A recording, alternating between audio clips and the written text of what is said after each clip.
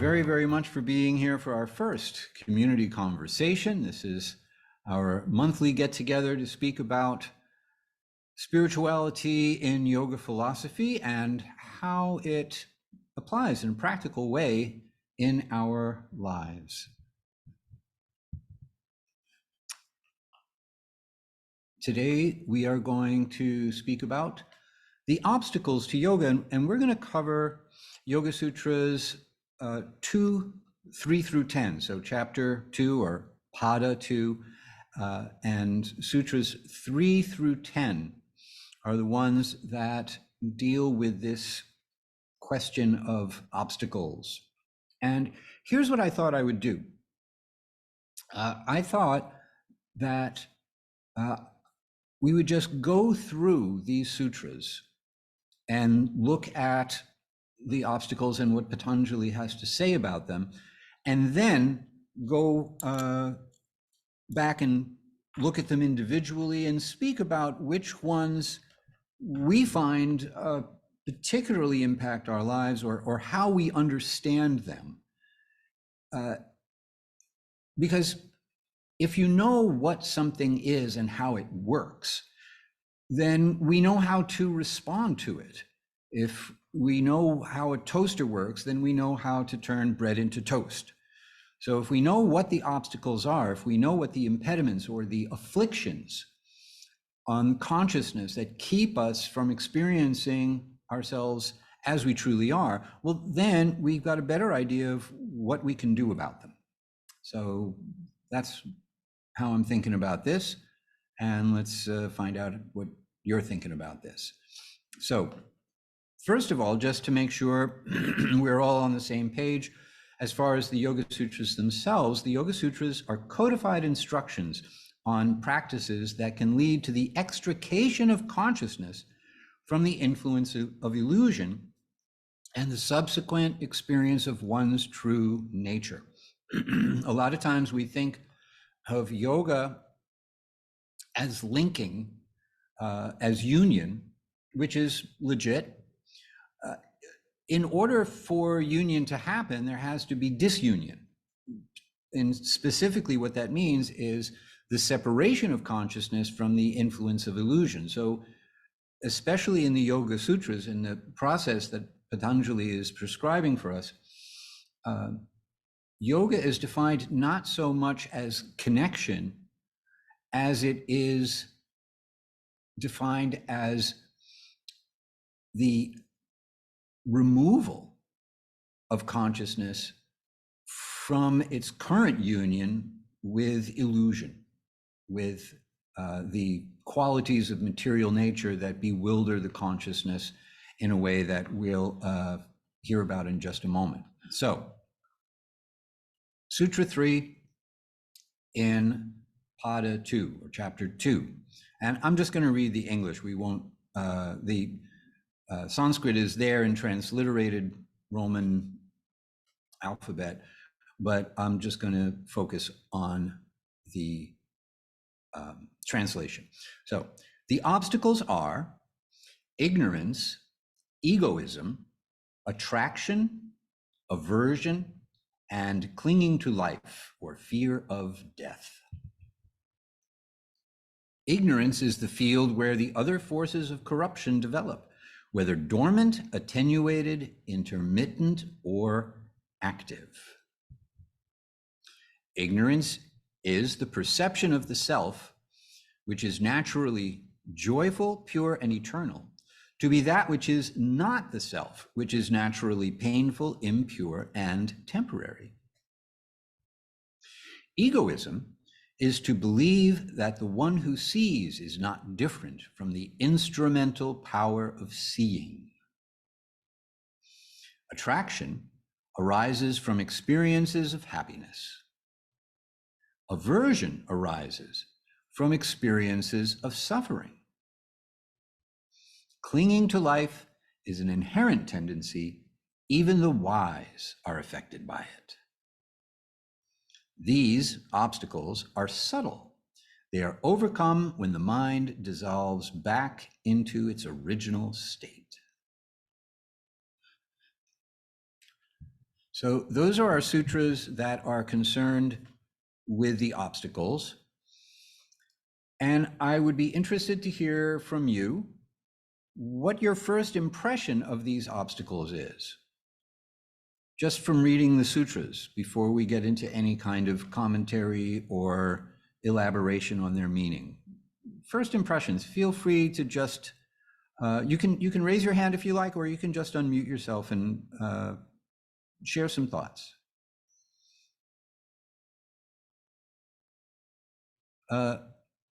RM, go ahead. Hi, I guess egoism is the one that struck me as challenging. Like obviously all of them I think are challenging, but that's the one that stood out to me as, oh, that feels uh like a complex. The idea, the definition of egoism as mistaking the instruments of perception for the person who is perceiving. Yeah, like I feel like we all pretty, I mean, I'll speak for myself. I definitely continuously get lost in that distinction. So yeah. Okay, thank you. Anybody else get lost on that particular distinction? Find it challenging? Henry, go ahead. Hi. One of the key things about the glaciers for me is it's just part of being in this human earth suit that I happen to be wearing at the time. It's not different from my life. It's not different from this inhale or exhale. It's just something that I needs to deal with. Ah, it, it, I have that's an interesting phrase, earth suit. There's someone else that I know who also uses that phrase. Maybe it comes from someplace that I'm not aware of, uh, but I've heard it used before, and it's a really interesting way to think about the material body that we are walking around in as an earth suit. Thank you It very much. came to me from First Peoples Native American philosophies. Ah, all right. Well, I would love to know more about that. If you have any source to point us to, please post it up in the chat, because I would really love to find out a little bit more about that. I'm always really interested in those kinds of connections to yoga philosophy, when we find it elsewhere like that. Lulu, go ahead. So, I found attraction the most difficult one because upon first glance, it seems like when you look at all of them together, that one seems to be the most positive. And that's what stuck out to me. Like ignorance, aversion, like, okay, yeah, that's bad. Too much egoism, yeah, that's no bueno. But like, attraction is so powerful. So I would like elaboration on that one. Okay. Yes, I would be happy to speak on that one. That one actually, for me, is the most difficult because of exactly what you said. It seems like a positive thing. It's things we like. And to think of the things that we like, that we're attached to, and particularly when we think of attachments to people that we really care about, how can that be a negative? Or where does that come from? So yeah, that is actually a particularly challenging thing, and we can talk a little bit more about that. Thank you. Any other thoughts on how these kleshas, obstacles, strike you just on first blush? Hi, this is Celeste. I wanted, I think of all of them as difficult as kind of the human condition. Mm-hmm. Just because, when we're born, we develop into a 1 and 2-year-old, and what did 2-year-olds say? Mine, mine, mine. It's about ego, and it's normal. I don't see aversion as a bad thing. Aversion to pain is what helps us survive as humans. If we Mm-hmm. like pain, we'd all be dead because we'd be being run over by trucks and have our, holding ourselves against boiling hot water. And so, I just kind of think that, and even babies prefer sweet tastes to sour. So you know, that kind of maybe the grasping is the problem, but sort of all of those things seem just part of the normal human condition to me. So rising above them seems extraordinarily difficult. Yes, this is actually something that's very challenging about yoga philosophy. It tells us that things we think are normal are not. And not only are they not normal for a spirit soul, but that they're presenting a problem to us. And that can be really, really challenging. Yeah, thank you for that. There are other parts of yoga philosophy. If you look at the 16th chapter of the Bhagavad Gita, there's a description of a state of being that strikes us as very common. And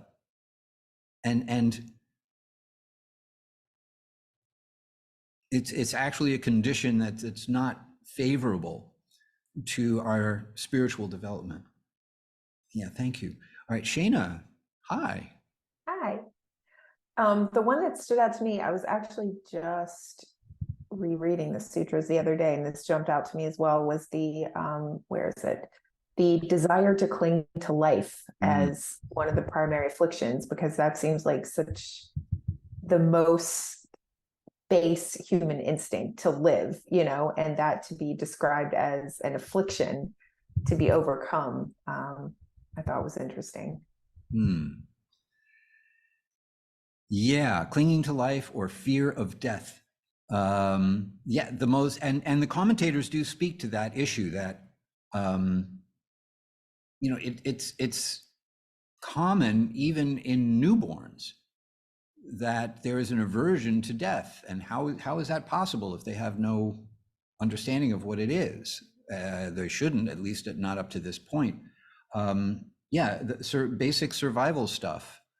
The most basic human instinct, and yet, from the standpoint of yoga, it's an obstacle. That's weird. Glenna, nice to see you. Go ahead. Thank you. Nice to see you too. Well, the one that struck me was ignorance.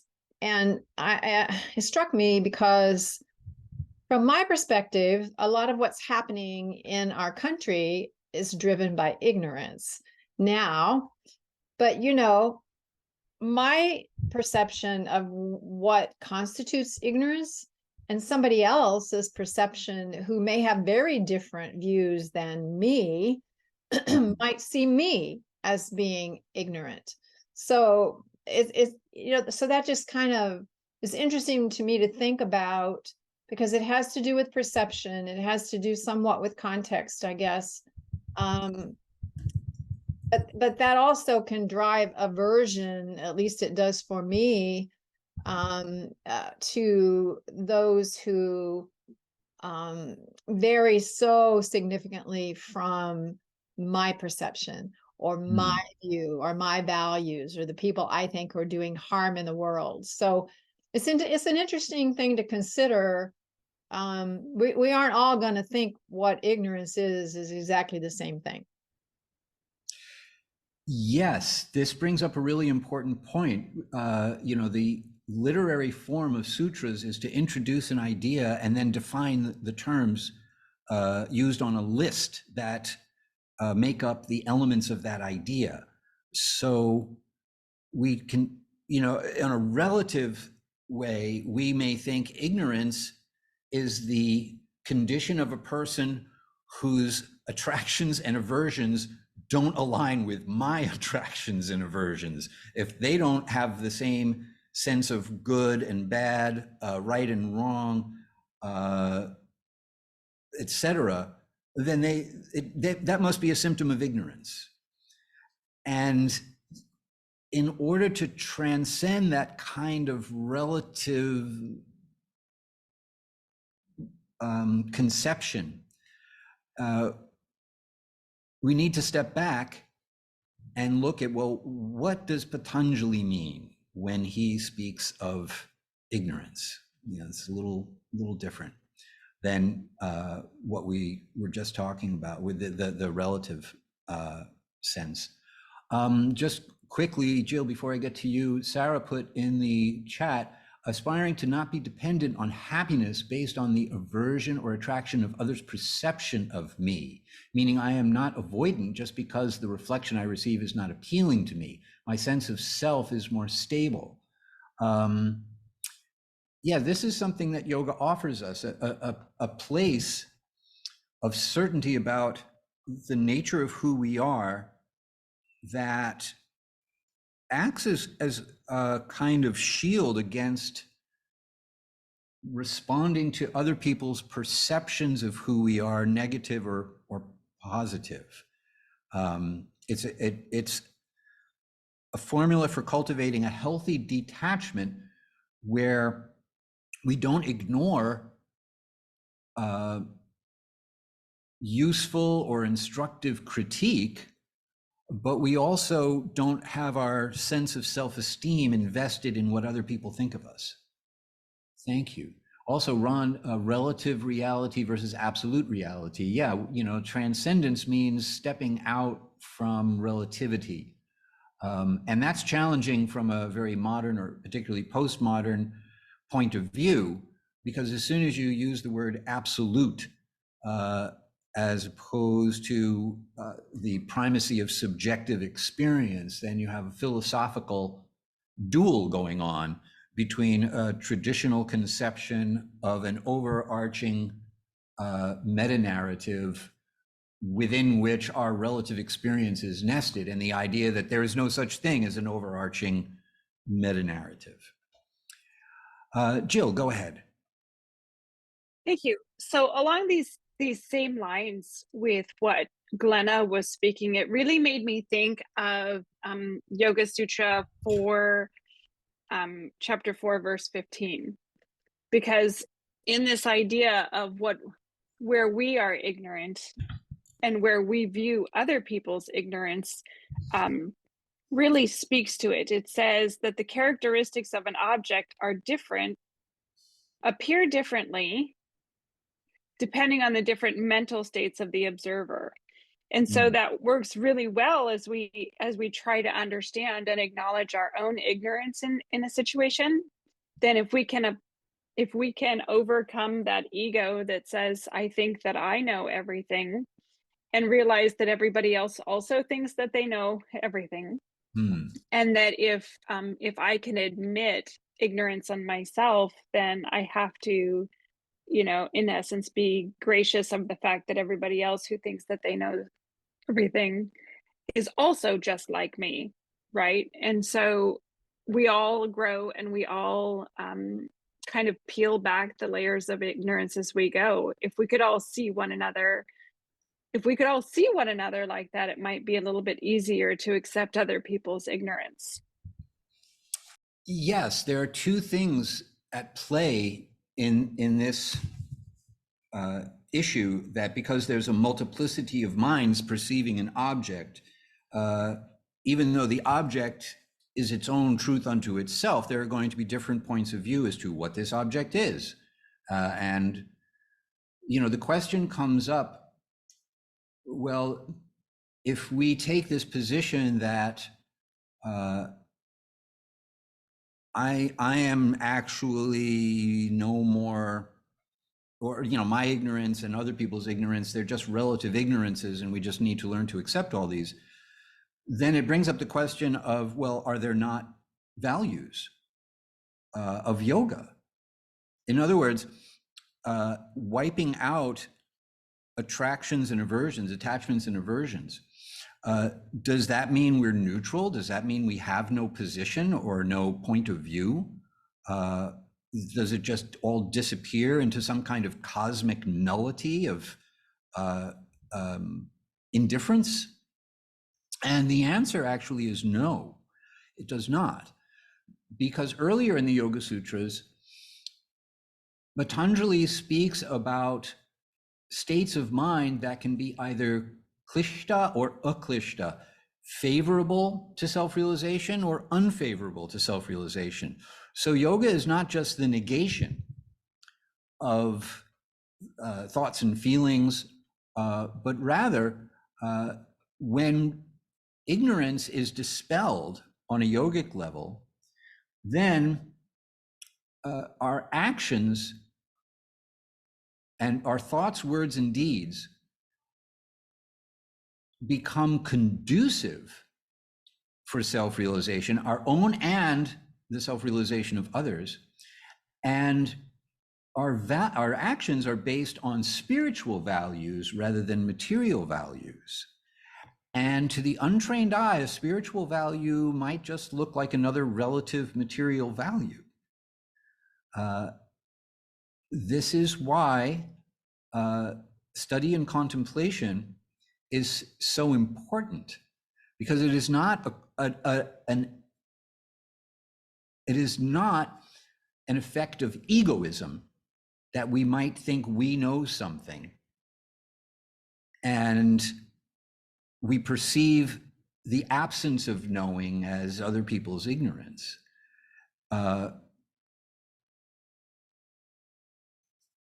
Because we're dealing with two different general ways of being, spiritual consciousness and material consciousness. So that's the important distinction to make, I think. And there is a commentary in the edition of the Yoga Sutras I have to this effect, which is, by the way, the edition by Edwin Bryant. And I'll try to dig it up before we're done here. But yes, that is what you said. It speaks to the function of humility in the cultivation of spiritual consciousness in order to overcome our own state of ignorance, is to recognize that at least in our starting point, we have the same problem as everyone else, and it just manifests differently. And recognizing that and having compassion for people, including ourselves, who are afflicted by ignorance and everything that follows from it, is an important step in our own spiritual development. So thank you for bringing that up. Let me go back to the chat for a second, because something else popped in there. Carrie, the more we know, the more we recognize how little we know. Yeah, that's how it works. In other words, the people who know less hold tightly to being right sometimes. Yeah, it's there's a particular rule. I forgot the name of it, but it's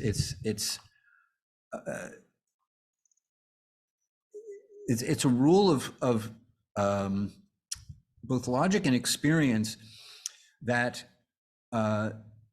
we are more likely, the less qualified we are in any given area of knowledge, the more likely we are to think we're an expert. And we see this happen all the time. So when we begin the process of yoga, we get that first realization and we think, oh, wow, I know something I didn't know before. And this is an important piece of information.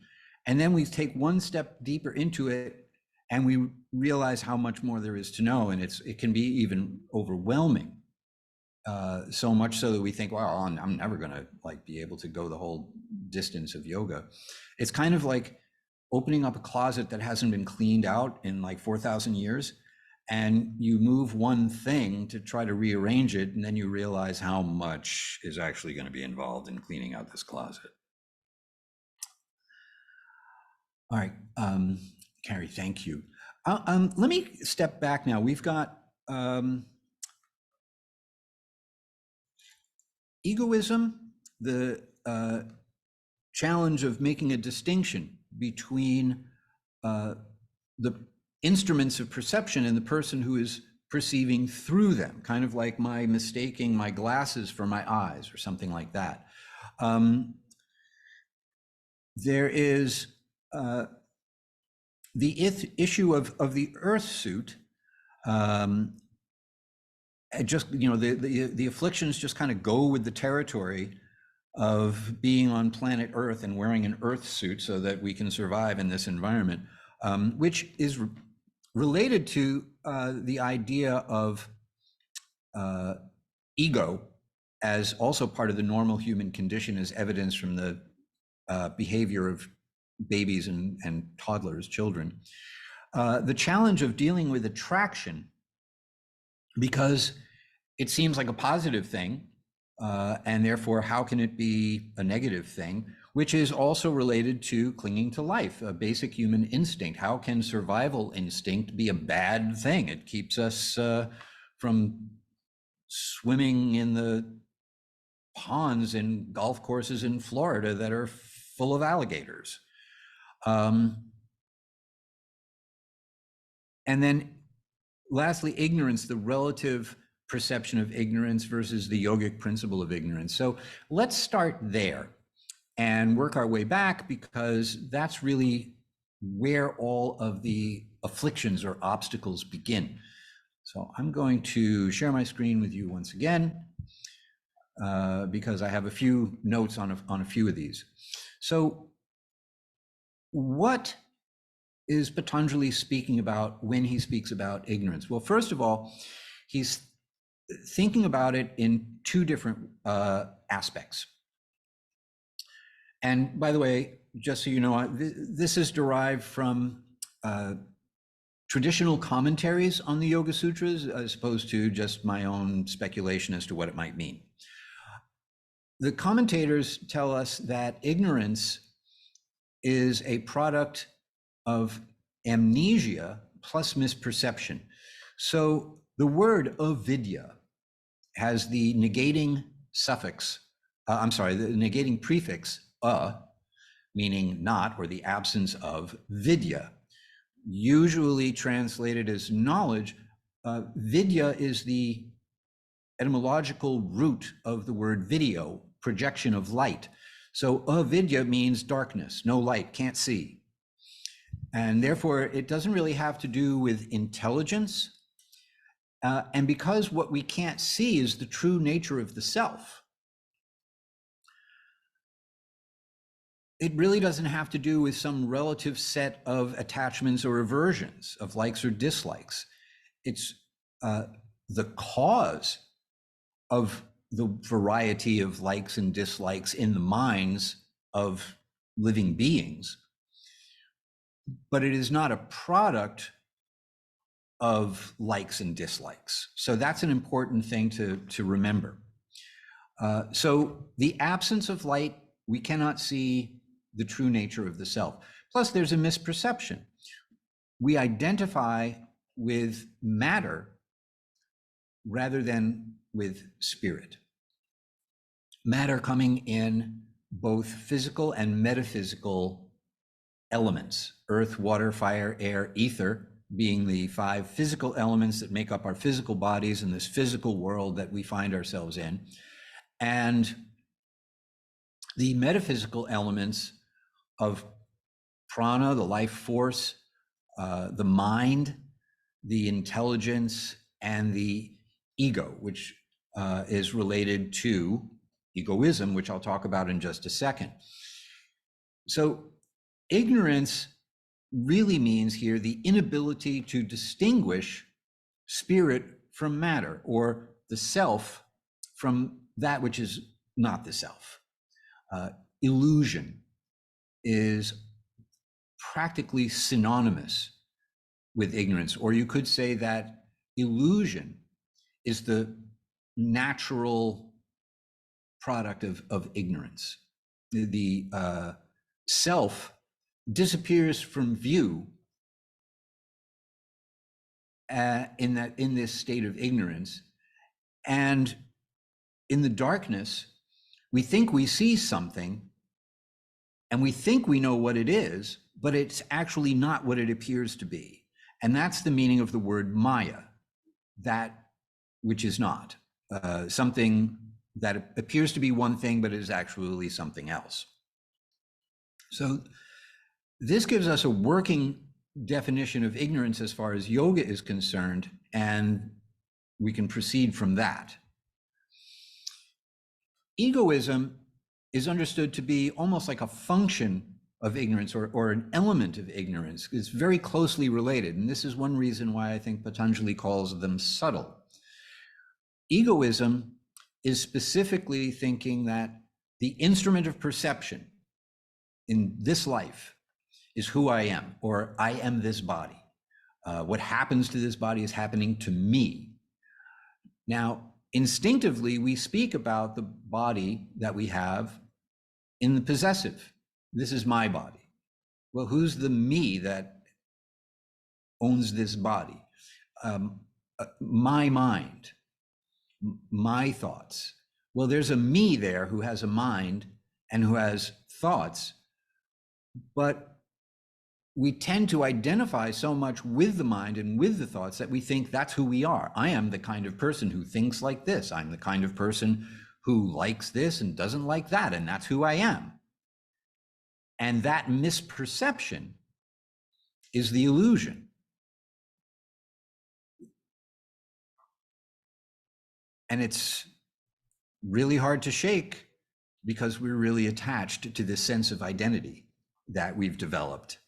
Now, egoism is different from egotism. Egoism is this sense of identification with a particular set of senses, or that are coherently organized into a body, and a particular mind, and a particular quality of intelligence, as well as a quantity of intelligence. And all of that adds up to a sense of identity. And then if we think that sense of identity is really special, that's egotism. So there's a subtle difference here between egoism and egotism. Attraction arises from experiences of happiness.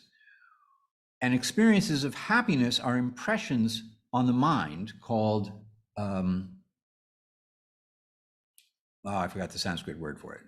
Starts with an S. Samskaras.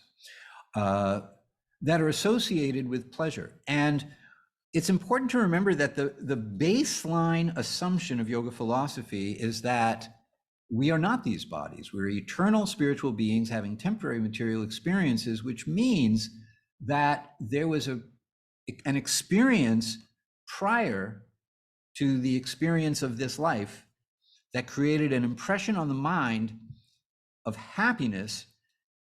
And when we come into this life as little babies, we are not blank slates.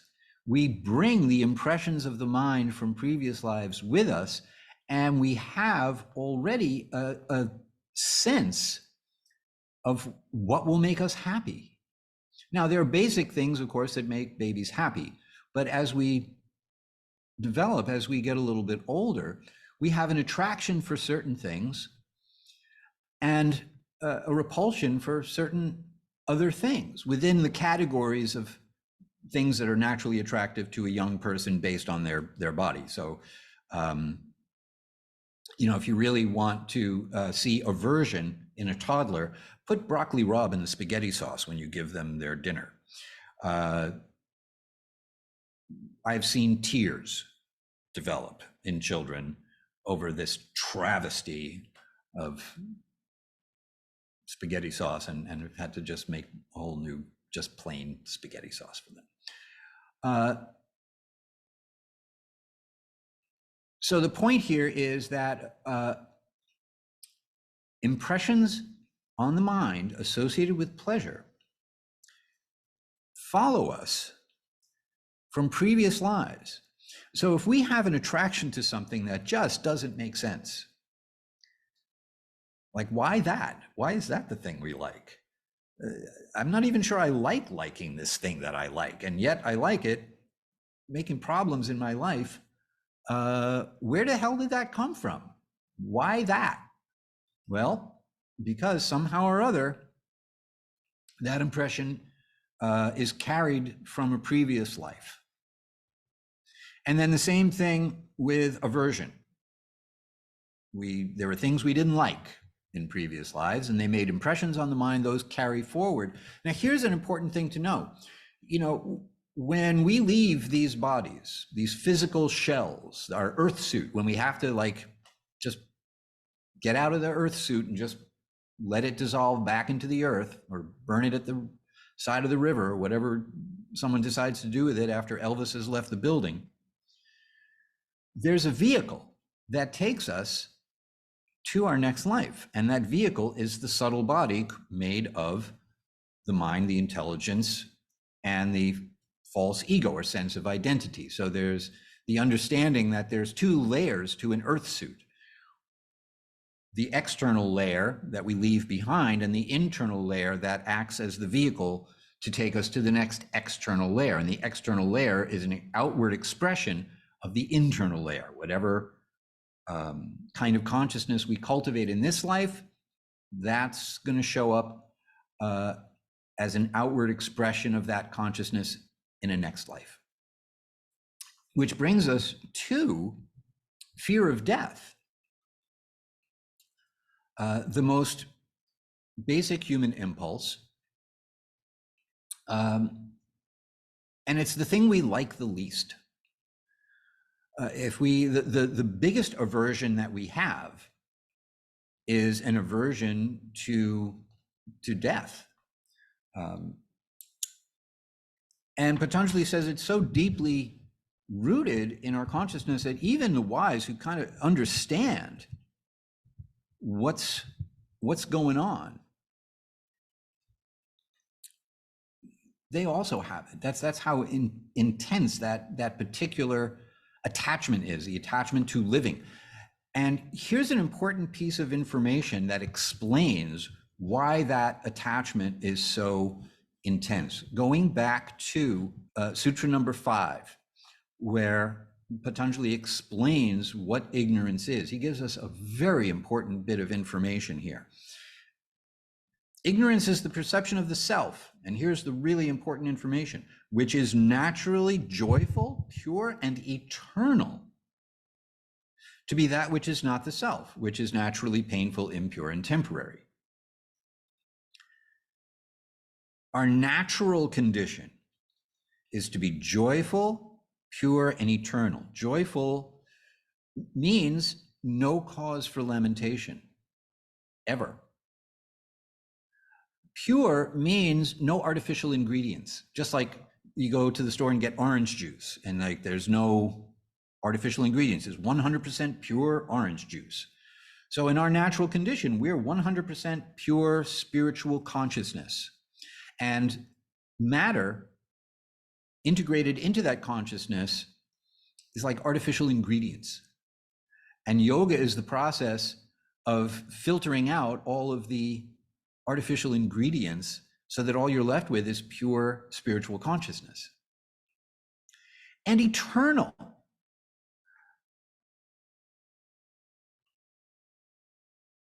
That's an important piece of information. Because as we were speaking about earlier, like how do you get to that point of appreciating that our ignorances are relative and getting into a humble position of being able to accept different points of view, or at least have some perspective on those points of view that isn't just a I'm right, you're wrong, or yeah, you're on my team and we're against them, or getting back to what Glenna was saying. If we understand that we're eternal spiritual beings having temporary material experiences, it reframes the whole experience of seeing someone who has a different point of view than we have.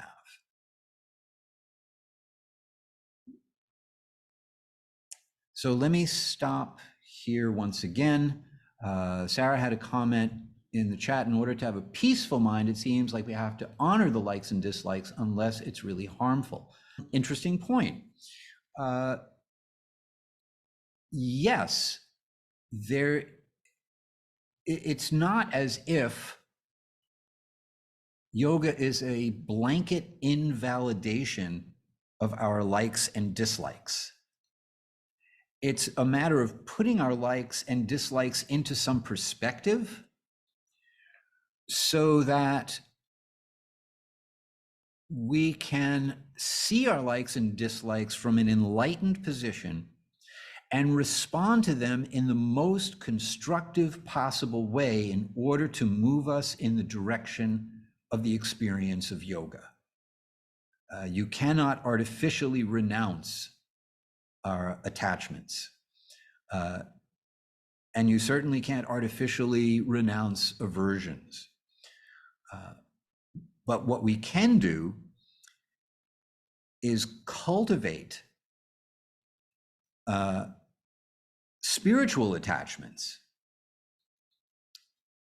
and keep a safe distance from those things which are not helpful to us. So if we have an attachment that's not helpful, all right, so we learn to let go of that attachment by cultivating the opposite, a spiritual attachment that pushes back on the material attachment, and gradually one replaces the other. And we develop an aversion to those things which are obstacles to our progress on the path of yoga, while still honoring whatever aversions we have. For example, I like representative democracy. I think it's a good thing. And I can make some connections between that ideal or that idea and the values of yoga. So as long as I am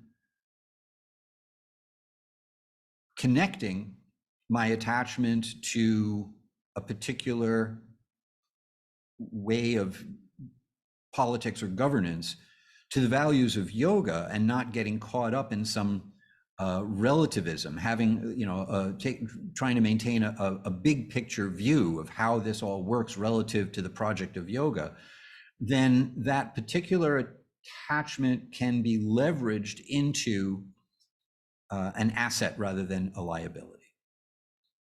So that's an example. One more from the chat, and then I want to take your comments and questions on this. How do samskaras, the prior learning, work when one transitions from one life form type to another, human to animal downward or plant to animal upward? Ron, thank you. That's a really great question. You ever meet anyone who looks like their dog? I see that all the time. Now the question is just, are they coming or going? Which way is that trajectory pointing? The samskaras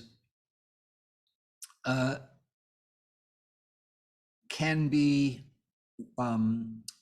exist in several forms, just like these obstacles also. They can be dormant for a very long time and then pop out later as active. They can be fully active, or they can be weak, or they can be intermittent. Sometimes shows up and then other times goes away. It's, if we develop samskaras that are suitable for an animal body rather than a human body, then we will get a body, according to our karma, that matches those samskaras. The shape of the mind, the subtle body, determines the shape of the physical body. So if we shape our mind like the mind of a bear, we'll get the body of a bear. Now that only works on a downward trajectory. There's no guarantee that we'll always take a human birth. We can just as easily take birth in another life form. I mean, somebody's got to inhabit all those different life forms. However, going upward is like a bubble floating to the surface of the ocean. You're just obeying the laws of material nature and running out the string of whatever karma you've got, as the laws of nature just gradually take us back up to a human birth.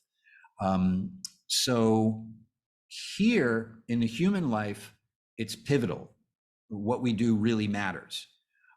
Whereas if we take birth in a life form that is considered lower from the standpoint of what opportunity do we have for self-reflection, asking the big questions, and engaging in actions that put us on the path of yoga, it's on autopilot. You know, there's no karma for a cheetah that chases down a antelope and kills it and eats it, because that's just what the law of nature demands that they do. So I hope, Ron, that's helpful in answering that. Let's get some other comments about how we've defined these obstacles, what they really mean, and if anything is different from your perception of them from 45 minutes ago to now. Any additional thoughts on how these might be working in your life or what you might do in response to them? Henry, go ahead. Hi, just a short one on the fear of death. One of the ways that helped me understand that is fears of little death. Like, I lose this relationship, I lose this job. Oh my gosh, my life is over. Well, not really. So when I put the larger perspective of where I am, so this person I am now, in the larger perspective of everything, this is not so important. It's important for me right now, but not the key. So when I look at the little deaths, that helps me understand my relationship to the big death. And then on the concept of likes and dislikes, I like vanilla ice cream and Oreo cookie ice cream, but I'll eat chocolate. But I prefer one than the other. No big deal. That's a very constructive kind of detachment. I applaud your ice cream consciousness.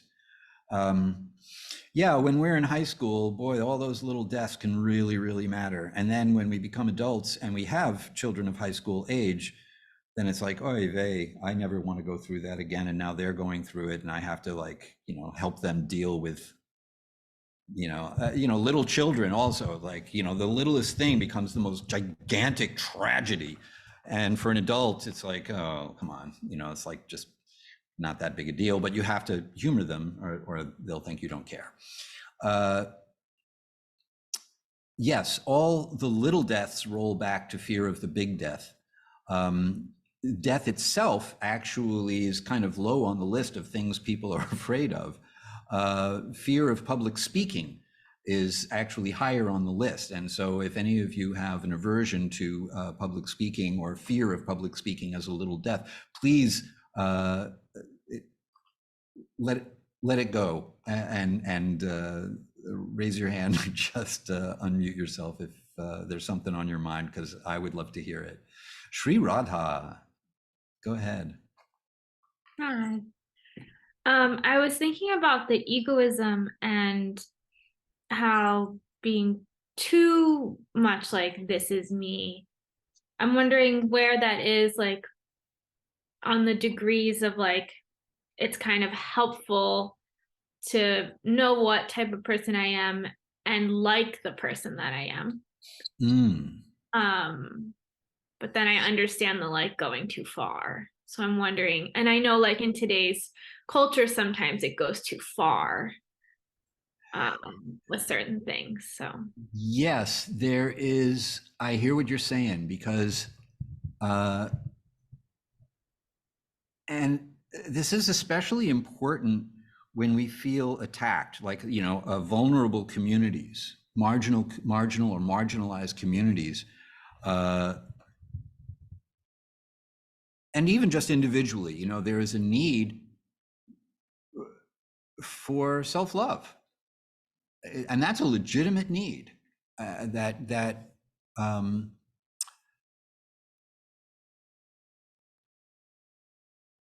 So how to not take that too far that it becomes just a bigger investment in egoism?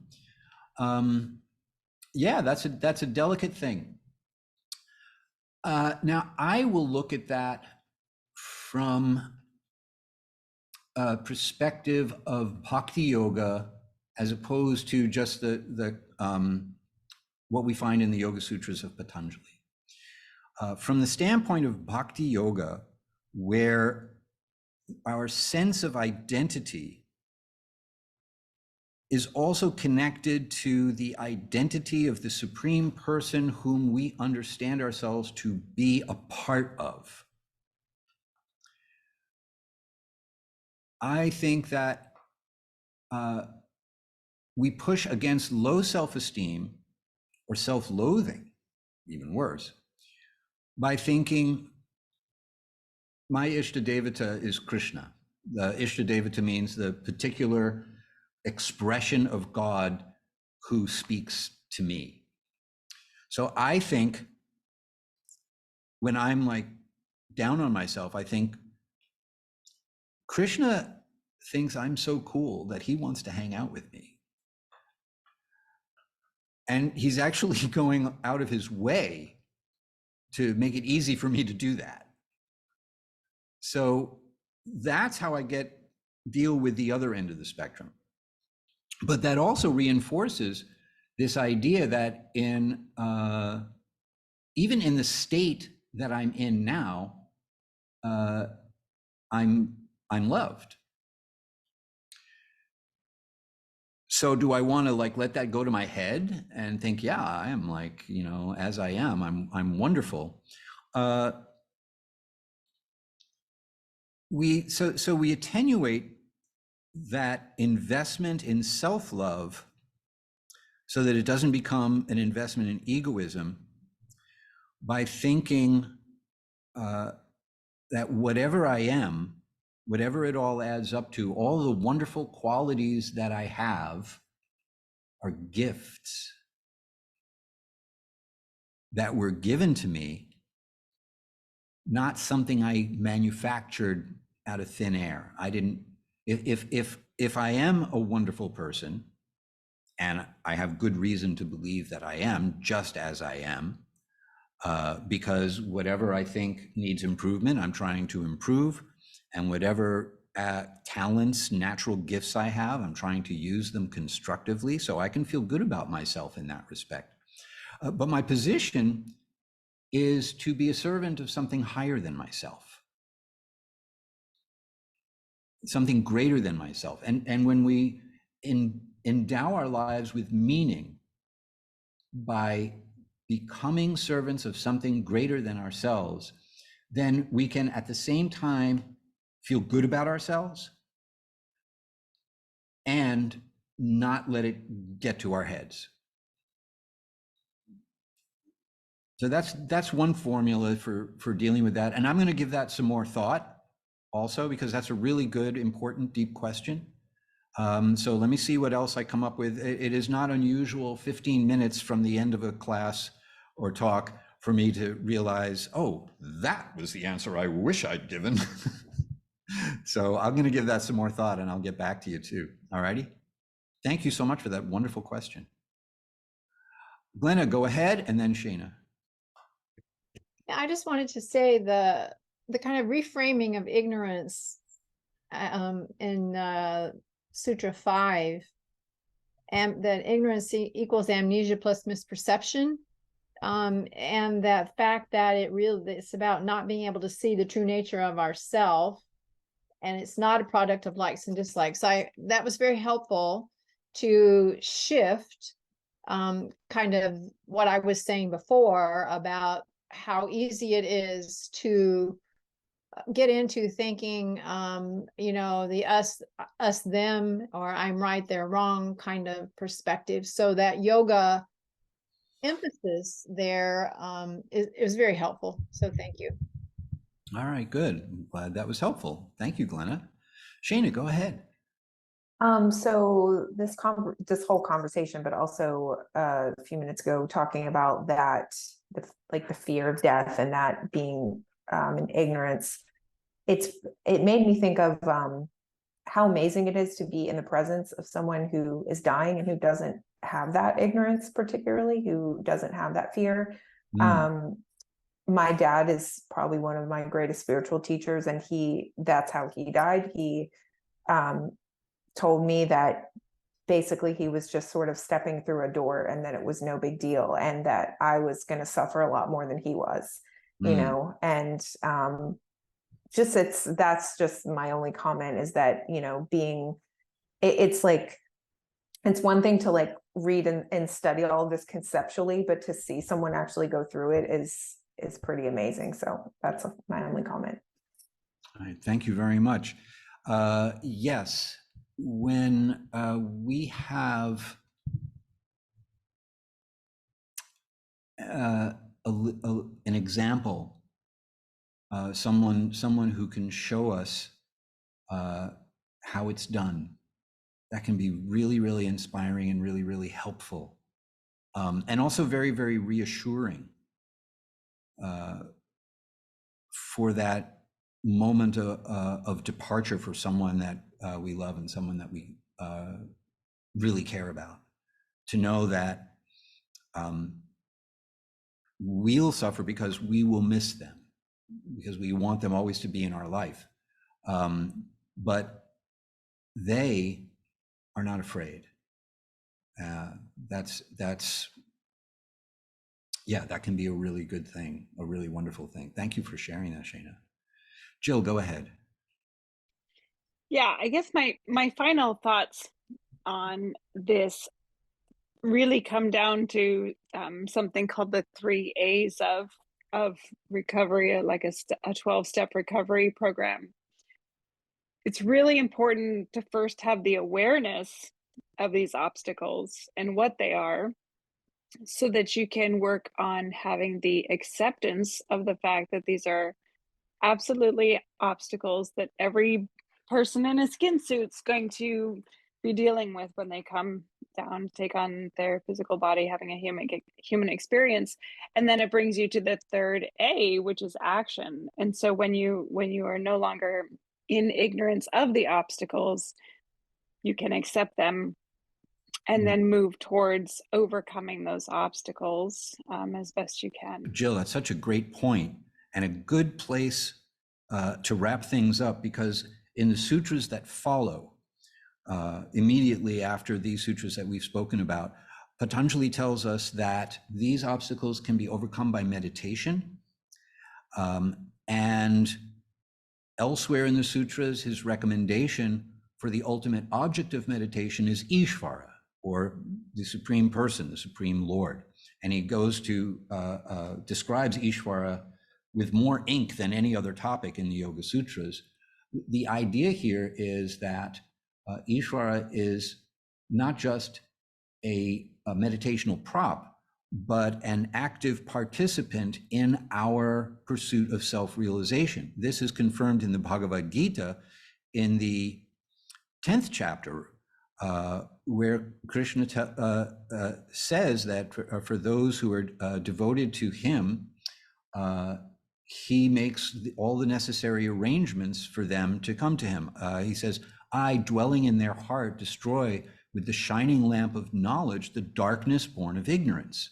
So there's this idea that there's an active principle here, that the obstacles are not something we have to overcome in our own power, that help is available, and not just available, but really required, because the obstacles are formidable, bigger than we are.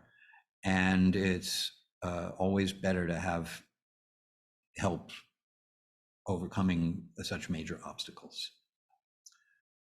Some of you have been kind enough to tell me what you would like to speak about during these conversations, and I have that information, and please send me more. All of you who haven't written to me yet with a suggestion as to what we ought to do, please do so. If there's something on your mind in yoga philosophy that you'd really like to explore,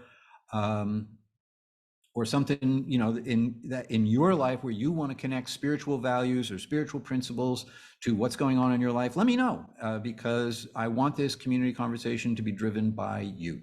Thank you all so very much for being here. I really, really appreciate your presence, and I'm looking forward to hearing from you and seeing you all next time. It's not as if yoga is a blanket invalidation of our likes and dislikes. It's a matter of putting our likes and dislikes into some perspective so that we can see our likes and dislikes from an enlightened position and respond to them in the most constructive possible way in order to move us in the direction of the experience of yoga. You cannot artificially renounce our attachments. And you certainly can't artificially renounce aversions. But what we can do is cultivate spiritual attachments and keep a safe distance from those things which are not helpful to us.